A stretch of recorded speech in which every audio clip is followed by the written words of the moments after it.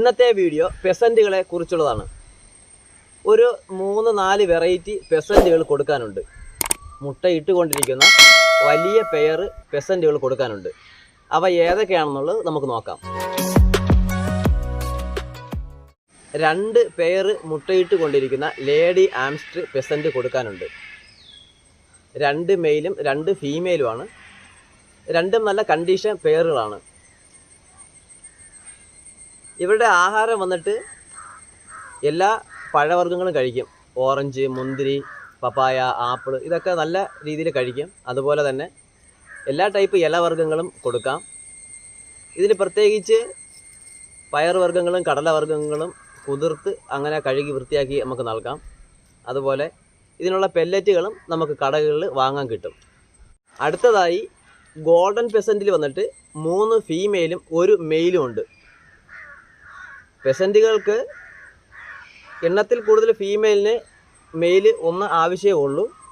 ഇത് പെയറായിട്ട് കൊടുക്കൂല. 3 ഫീമെയിലും 1 മെയിലുമായിട്ടേ കൊടുക്കുകയുള്ളൂ.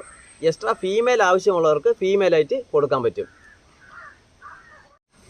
അടുത്തതായി 1 പെയർ യെല്ലോ ഗോൾഡിയൻ പെസൻറ്റ് കൊടുക്കാനുണ്ട്. യെല്ലോ ഗോൾഡിയൻ പെസൻറ്റ് മോൾട്ടിംഗ് സ്റ്റേജാണ്. യെല്ലോ ഗോൾഡിയനും ഗോൾഡൻ പെസൻറ്റ് മോൾട്ടിംഗ് സ്റ്റേജാണ്. പെസൻറ്റ് വളർത്തുന്ന എല്ലാവർക്കും അറിയാം. പെസൻറ്റുകൾ ഒരു വർഷത്തിൽ പഴയ തൂവലുകളൊക്കെ കുറച്ച് പൊഴിഞ്ഞു പോയതിന് ശേഷം പുതിയ തൂവൽ വരും. അതാണ് ഈ മോൾട്ടിംഗ് സ്റ്റേജ് വരുന്നത്. അപ്പോൾ ഈ ഒരു യെല്ലോ ഗോൾഡിയൻ പെസൻറ്റും കൊടുക്കാനുള്ളതാണ്. മുട്ടയിട്ട് കൊണ്ടിരിക്കുന്ന വലിയ പെയറാണ്.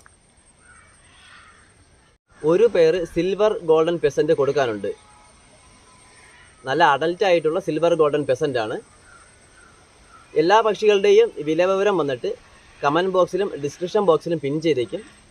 അതുകൂടാതെ എൻ്റെ വാട്സപ്പ് നമ്പറായ 95 62 01 83 91 എന്ന നമ്പറിലോട്ട് വാട്സപ്പ് ചെയ്ത് കഴിഞ്ഞാലും ഇതിനെക്കുറിച്ചുള്ള കൂടുതൽ വിവരങ്ങൾ പറഞ്ഞു തരാം. കേരളത്തിൻ്റെ എല്ലാ സ്ഥലത്തോട്ടും മുൻപ് പറഞ്ഞിട്ടുള്ളതുപോലെ തന്നെ ട്രാൻസ്പോർട്ടേഷൻ അവൈലബിൾ ആണ്.